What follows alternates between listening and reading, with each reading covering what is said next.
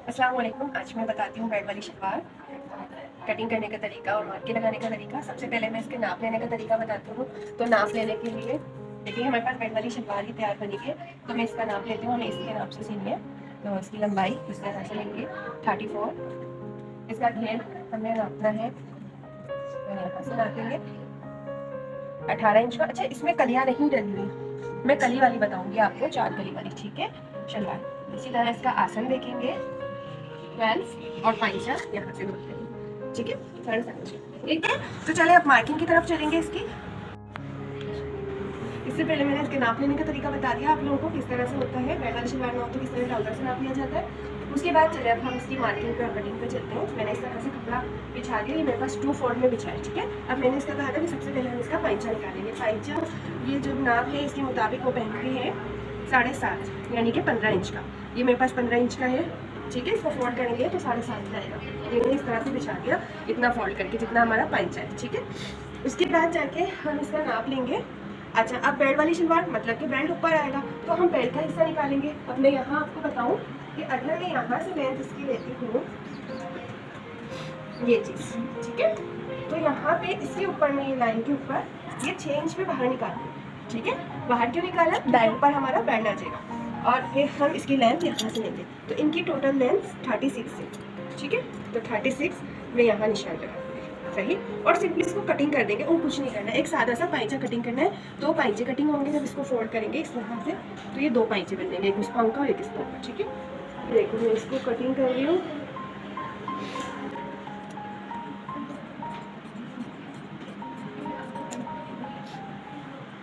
मेरी कोशिश होती है मैं बिल्कुल आसान से आसान तरीका आप लोगों तक पहुँचाऊँ और बहुत सादा अल्फाजों में जो आप लोग इजीली घर बैठ के भी समझ जाओ और आपको कोई भी मुश्किल पेश ना आए, ठीक है। ये हमने पाइचे को कटिंग कर लिया।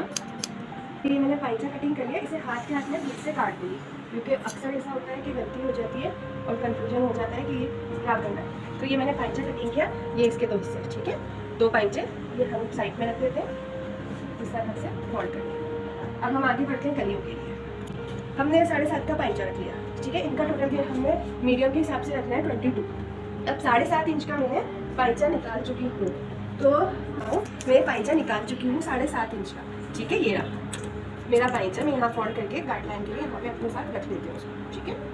अच्छा, हम पाइचे को अलग से नापेंगे कि कितने इंच का आया है, तो ये 30 इंच का है, ठीक है। 6 इंच मैंने ऊपर से बेल्ट के लिए निकाल दिया। अगर आप चाहो तो इंची टेप से 30 इंच नाप सकते हो, अगर चाहो तो पाइचे की मदद से नाप सकते हो, ठीक है। अच्छा, अब हमने ये देखो ये खुली साइड है, इस साइड से पहले मैं आसन का निशान लगाती हूँ। समझ आई ये बात। 7.5 इंच का मैंने निकाला पाइचा, उसके बाद से मैंने घेर लिया, तो ये देखो पूरा 22 इंच का घेर आ रहा है, ठीक है। इसके बाद क्या करना है, अब हमने इनका आसन नापना है। आसन हम यहाँ से लिया और यहाँ 15 इंच का इसका आसन है, तो ऊपर में इस लाइन पे ये जो मैंने हाफ इंच की लाइन बनाई थी, यहाँ से मैं 6 इंच बेल्ट का निकाल दूंगी आसन के लिए। तो बकाया मेरे पास जो बचेगा उसमें मैं यहाँ पे ये देखें आसन का निशान लगा दिया, ठीक है। समझ आया। 6 इंच मैंने यहाँ से बाहर निकाला, ठीक है। ये मेरे पास खुला साइड है, इसमें बकाया जो बचा उसका मैंने निशान लगा दिया, ठीक है। आप इस तरह भी देख सकते हो कि 6 इंच निकालने के बाद हमारे पास कितना बचता है, उसका निशान लगा दिया आसन में, ठीक है। उसके बाद लेंथ चाहो तो ये पीस आपके पास पाइचे का निकला है, इससे मैच करो, यहाँ पे रखो और ऐसे निशान लगा लो। नहीं तो 30 इंच का हमने वो पीस निकाला है पाइचे का, आप ये 30 इंच पे निशान लगाओ, ठीक है। अब आपने सिंपली क्या करना है, ये हमने निशान लगाया है अपने आसन का, ठीक है। इस आसन के इस निशान से आपने यहाँ इस तरह से लाइन ड्रॉ करनी है इसकी मदद से। हाँ ये देखिए इस तरह से, ठीक है। अच्छा, इसमें 4 कलियाँ निकलती हैं, 2 कलियाँ इस तरह निकालेंगे और 2 कलियाँ मैं बताती हूँ किस तरह से निकालेंगे, ठीक है। तो यहाँ पे समझाऊँ कि अगर हमारे पास घेर कम होता है किसी भी पाइचे के लिए, ये हमने 7.5 का, बहुत से कपड़ों में घेर कम आता है, तो हमने यहाँ पे समझो 8 पाइचे रखना है, लेकिन हमारे पास कपड़ा पूरा नहीं है, ठीक है। तो हम क्या करते हैं, हमने ये 7.5 लिया या 7 लिया, जितना भी हमारे पास घेर आया, तो फिर ये चीज़ जो हमने यहाँ पे बहुत कम ली है ना, तो हम यहाँ पे बढ़ा देते हैं 1 इंच 1.5 इंच, जितना भी हमें इंक्लूड करना होता है। अच्छा, ये मैंने यहाँ से कट किया, ये देखिए, और ये निकाल दिया, सही। अब मैंने क्या करना है, कपड़ा मैंने इसी तरह से बिछा के रखना है ये देखिए कपड़े को मैंने कुछ भी नहीं किया, मेरा कपड़ा इसी तरह बिछा है और सिर्फ इस वाले पीस को उठा के मैंने इसके साथ मैच कर देना है। ठीक है, 2 कलियाँ मेरी ऐसे निकल गई। और 2 कलियाँ, बहुत सारे स्टूडेंट इसको बहुत मुश्किल समझ लेते हैं, बहुत समझ लेते हैं, लेकिन जिस चीज़ को जितनी आसानी के साथ आप लोग करोगे आपको उतने ही अच्छे से समझ आएगा। ठीक है, बिल्कुल भी किसी चीज़ को बहुत समझ के ना करो और ना हावी करो अपने ऊपर। ये देखो आसन को आसन से मिलाया और बिल्कुल एज इट इज इसी की फोटो कॉपी करके इसी तरह इसको कटिंग कर दिया। ठीक है, 2 कलियाँ हमने इस तरह निकाली और 2 कलियाँ हमने इस तरह से निकाली। आया समझ? अब ये देखिए, ये मेरा पैंचा आ गया और ये 4 कलियाँ आ गई। ठीक है, 2 पैंचे 4 कलियाँ। अब हम निकालते हैं बैंड। बैंड निकालने के लिए क्या करना है, मैंने 6 इंच का बैंड का आपसे छुड़वाया था ऊपर का, लेकिन हमारा साइज 6 इंच का तो हमारा बैंड आ जाएगा।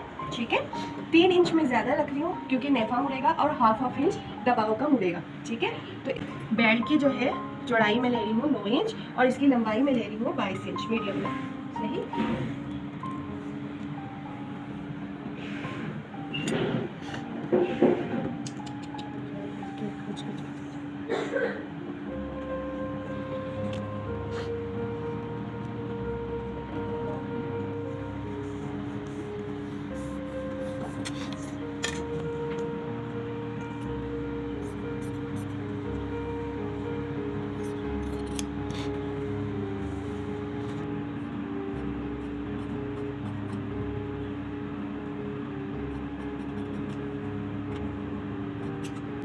ये देखिए